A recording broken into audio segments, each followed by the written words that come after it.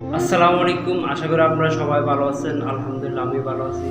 তো আমার পিছনে যে বাড়িটা দেখতে পাচ্ছেন, এটা হচ্ছে আমাদের লক্ষ্মীপুর জেলা, লক্ষ্মীপুর শহরে আপনার তাহের মিয়া দুইবারের আপনার মেয়র ছিল আমাদের লক্ষ্মীপুর পৌরসভার।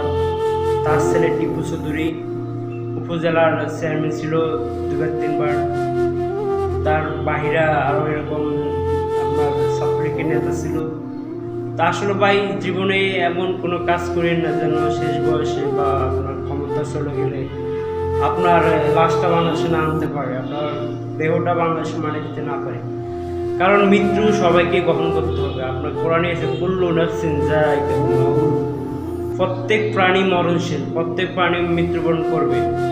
তো যাই হোক, তো আসলে কবি বলেছে যে এমন জীবন তুমি করিবে গঠন, মরণে হাসিবে তুমি কাঁদিবে ভুবন। মানে আপনি এমন জীবন গঠন করবেন, জীবনে এমন কিছু করে যাবেন যেন আপনার ক্ষমতা চলে গেলে মানুষ আপনার জন্য কান্দে। যেমন আমাদের সাবেক প্রাইম মিনিস্টার জিয়াউর রহমান, জিয়ার জন্য প্রত্যেকটা মানুষ এখনও কাঁদে।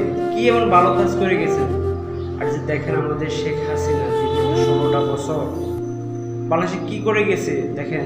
প্রত্যেকটা এমপির বাড়িঘর কীভাবে ভেঙে চুরি ফেলছে, ভাঙে চুরি ফেলছে। আজকে বাংলাদেশও জায়গা নেই, বাইরে থাকতেছে। অথচ মারা গেলে সেখানেই মারি দিতে হবে, অথচ বাংলাদেশে আনি মারি দিতে পারবে না। কারণ তার কি এমন অন্যায় কাজ করে গেছে দেখতে পাচ্ছেন আপনারা এই 16টা বছরে।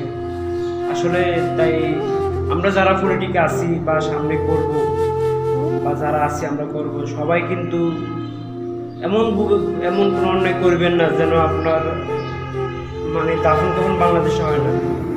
বুঝতে পারছেন আমি কি বলছিলাম।